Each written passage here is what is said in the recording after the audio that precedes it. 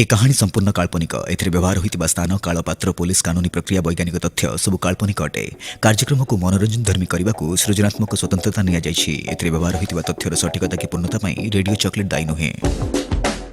Statutory warning. Smoking and drinking alcohol is injurious to health.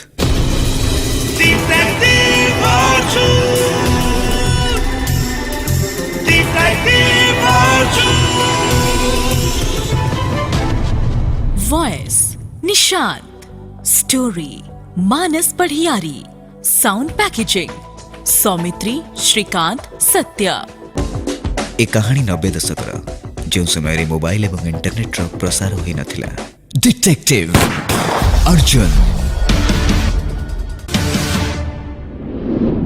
आजिर केसटी टिके अजब प्रकार जड़े फिल्म अभिनेत्री हत्या होइछि। किंतु अजब एथिपाई हत्या कहार होइछि आउ हत्याकारी किए समस्ते जानती। कारण प्राय 20 रु अधिक लोकों आगरे हत्या होइछि। तेबे एथिरे संदेह रहिला कौन? सेईटा ही केस रो स्वतंत्रता। घटनाटी एपरी थिला। भुवनेश्वर गोटे स्टूडियो रे गोटे टेलीफिल्म रो शूटिंग चली थिला। जो सीन शूटिंग चली थिला से सीन रे हीरो हीरोइन को गुली करी मारिबार दृश्य थिला। हीरो गुली मारिला, सीधा जाई हीरोइन रो छाती रे बाजिला, से टली पड़िला। डायरेक्टर सीन कट कले, किंतु हीरोइन जूली आउ उठी नथिला। से बंदूकरे केही असली गुली रखी देइथिला। समस्तक आखि आगरे हीरो समर गुली मारिछि। किंतु हत्याकारी जे नकली गुली जगारे असली गुली रखिछि। मु आगरू कहिथिली डिटेक्टिव अर्जुन को एबे पुलिस सेमानको ऑफिशियल डिटेक्टिव भाबरे साइन करिथिला। केस हिसाब रे पैसा पाई अर्जुन सेमानको हेल्प करुथिले इंपोर्टेंट केस गुडी करे। यह जेहेतु जड़े ना करा अभिनेत्री मर्डर केस थिला, तेणु ए केस भी अर्जुन को मिलिला।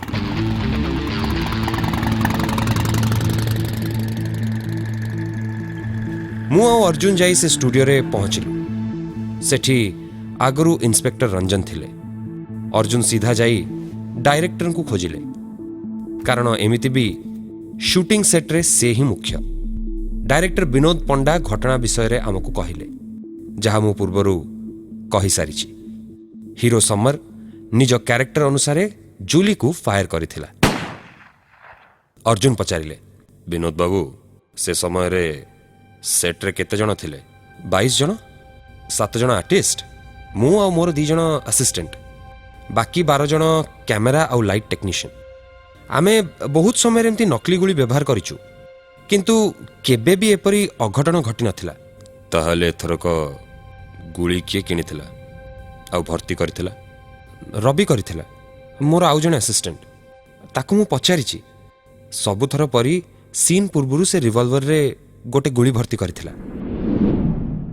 तापरे अर्जुन इंस्पेक्टर रंजन को कहिले, रंजन एटी सेट रे थिबा समस्तंकर फिंगरप्रिंट्स नियो, रिवॉल्वर को फॉरेंसिक लैब को पठे दबो। पोस्टमार्टम रिपोर्ट रे तो कौन बाहरिबो आम समस्त को जाना। मते खाली से गन आउ सेथिरे व्यवहार करा जाइथिबा गुलीर डिटेल्स दरकार। सेठरे आउ किछि समय पचरा उचरा करी आमे फेरिलु। जणे टेक्नीशियन ठू जना पड़िला जूलीर प्राय समस्तंक सह छोट बड़ झगड़ा हुए। 3 दिन तले आउ जणे को एक्टर अतुल सह बहुत जोर रे झगड़ा होइथिला। अतुल ताकू देखि नबो बोली धमक देइथिला। फेरिला बेले अर्जुन कहिले, खाली आखि को यह एक दुर्घटना देखा जाउची, किंतु एटा गोटे प्री प्लान्ड मर्डर भी हेई पारे। सेथिपाई हमकु प्रथमे मोटिव खोजिबाकू पड़िबो। कहा कहा पाखरे जूली को मारिबार कारण थिला, ता आगरू आउ गोटे कथा। गुली सेई गन रु फायर हेइची ना अन्य को गन रु? मु एबे गुली बिक्री करुथिबा से दुकान को जीवी। सेठी के गड़बड़ करनी तो कई नकली गुली जगार असली गुली दे देनी तो? रंजन, तमे से डायरेक्टर कौन ता ना विनोद पंडा फिल्मर प्रोड्यूसर आउ से अतुल को थाना को डाक। हाँ, 3 जन को अलगा अलगा बसैब। मु से बंदूक दुकान रू सीधा जाई थाना रे पहुँची। मते बाटरे ओह्लैदब। अर्जुन को से दुकान आगे आउ मते मो कॉलेज आगे छाड़ी रंजन थाना को गले। मु मो कॉलेज काम सारिकी घंटाए भितर जाई थाना रे पहुँचली। अतुल आसी सारी थाए, किंतु अर्जुन आसी नथिले। प्राय अध घंटा परे अर्जुन आसिले। सेतेबेलकु प्रोड्यूसर आउ डायरेक्टर 2 जन पहुँची सारी थिले। प्रथमे अर्जुन अतुल पाखक गले।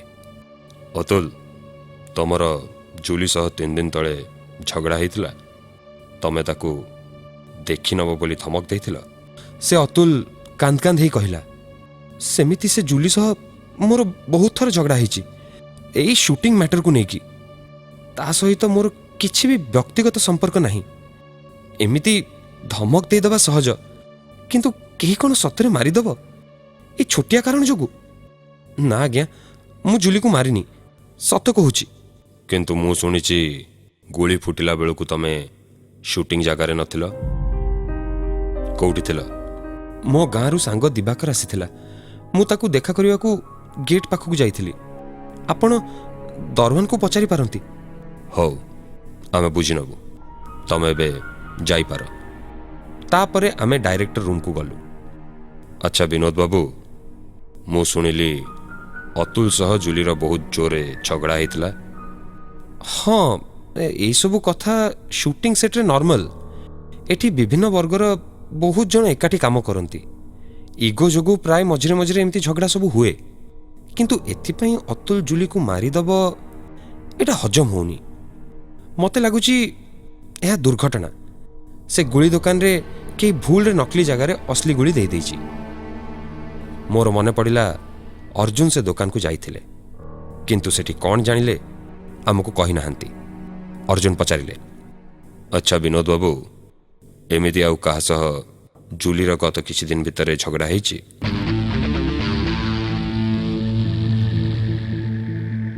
तापरे आमे प्रोड्यूसर दिवाकर बसिथिबा रूम को पहुंचिलु। दिवाकर बाबू, विनोद ठू आमे जानिलु आपणकर जूली सह बाकी पेमेंट को नहीं बहुत जोरे झगड़ा होइथिला। एबे तो जूली मल्ला परे आपण फायदार रहिले। की कथा कहउचंती आज्ञा? मोर 15 लक्षर फिल्म एबे अधारे रहिला। मोर केते बड़ क्षति हैला। हाँ, जूली सह झगड़ा होइथिला।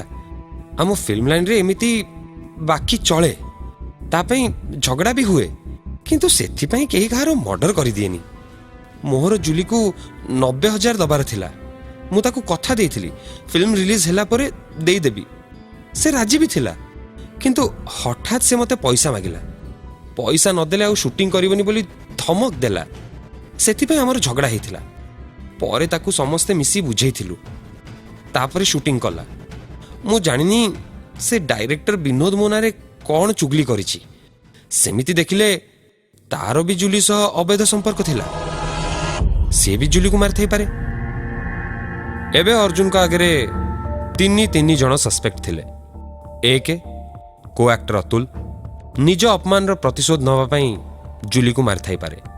2 प्रोड्यूसर दिवाकर निज बाकी टंका दबा को पड़िबनी बोली जूली को मारि थाई पारे।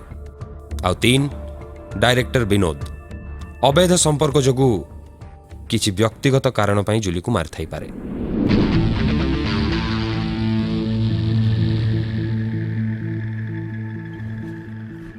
ता पर दिन आमे थाना रे थिलु। गन रो फोरेंसिक रिपोर्ट आसिला। जूली को मारिथिबा सेई गोली सेई गन रु फायर हेइथिला। गन रु समर रो फिंगरप्रिंट्स बाहरिला। अर्जुन कहिले, मु 100% श्योर हे गली एहा गोटे प्री प्लान्ड मर्डर। रंजन कहिले, अर्जुन तमे किपरि एते श्योर हे कहउछ? रंजन, प्रथम कथा से बंदूक दुकान रु मु जानिली सेठी किछि भी गड़बड़ हेइनी। से नकली गुली ही बिकिछि। ता अर्थ केही सेट रे ही नकली गुली जगार असली गुली रखिछि। आउ गोटे कथा, बंदूक रे असिस्टेंट डायरेक्टर रब्बी नकली गुली लोड करिथिला। तेबे गन रु केवल हीरो समर फिंगरप्रिंट्स कहीं बाहरला। ता सह रब्बीर फिंगरप्रिंट्स भी मिलिबा कथा, कारण ता पूर्वरु ସେ ହିଁ ଗନ୍ ଧରିଥିଲା। ଏବେ ଭାବିବା ଘଟଣାଟି କିପରି ହେଇଥିବ। ଡାଇରେକ୍ଟର ବିନୋଦର କଥା ଅନୁସାରେ ସେଇ ସିନ୍ଟା ସେକେଣ୍ଡ ଟେକ୍ ଥିଲା। ତା ଅର୍ଥ ସେ ସିନ୍ ପୂର୍ବରୁ ଥରେ ହେଇଥିଲା। ସେତେବେଳେ ନକଲି ଗୁଳି ହିଁ ଫୁଟିଥିଲା। 2ଟା ଟେକ୍ ଭିତରେ 15 ମିନିଟ୍ର ଗ୍ୟାପ୍। ଆମେ ସେଇ ଫିଲ୍ମ ସିନ୍ର କ୍ୟାମେରା ଫୁଟେଜ୍ ଦେଖିଛେ। ହିରୋ ସେଇ ଟେବୁଲ ଡ୍ରୟରରୁ ଗନ୍କୁ କାଢ଼ିଛି। ତା ଅର୍ଥ ସେଇ 15 ମିନିଟ୍ରେ ରବି ନକଲି ଗୁଳି ଗନ୍ରେ ଲୋଡ୍ କରି ସେଇ ଡ୍ରୟର ଯୋଉଠି ଗନ୍ ରଖାଯାଏ ସେଇଠି ରଖିଛି। ତାପରେ କେହି ଆସିଛି, ଗନ୍ରୁ ନକଲି ଗୁଳି ବାହାର କରି ଅସଲି ଗୁଳି ଭର୍ତ୍ତି କରିଛି। ତାପରେ ଗନ୍ରୁ ନିଜ ଫିଙ୍ଗର ପ୍ରିଣ୍ଟ ସଫା କରିଛି। ସେଥିପାଇଁ ରବିର ଫିଙ୍ଗର ପ୍ରିଣ୍ଟସ୍ ବି ସଫା ହେଇଯାଇଛି। ଆମକୁ ଏବେ ସେଇ ଟେବୁଲ ପାଖକୁ ଯିବାକୁ ପଡ଼ିବ। ହୁଏତ କିଛି କ୍ଲୁ ମିଳିଯାଇପାରେ। ଆମେ ଯାଇ ସୁଟିଂ ସେଟ୍ରେ ପହଞ୍ଚିଲୁ। ସେଇ ଟେବୁଲ ଯାହା ଡ୍ରୟରରେ ଗନ୍ ରଖାଯାଏ, ଅର୍ଜୁନ ସେ ଟେବୁଲ ତା ପାଖ ଏରିଆ ସବୁ ଭଲରେ ଚେକ୍ କରିବାକୁ ଲାଗିଲେ। ଟେବୁଲ ତଳେ କାର୍ପେଟ୍ ପଡ଼ିଥିଲା। ଅର୍ଜୁନ ଆଣ୍ଠେଇକି ସେ କାର୍ପେଟ୍କୁ ଚେକ୍ କରୁଥିଲେ।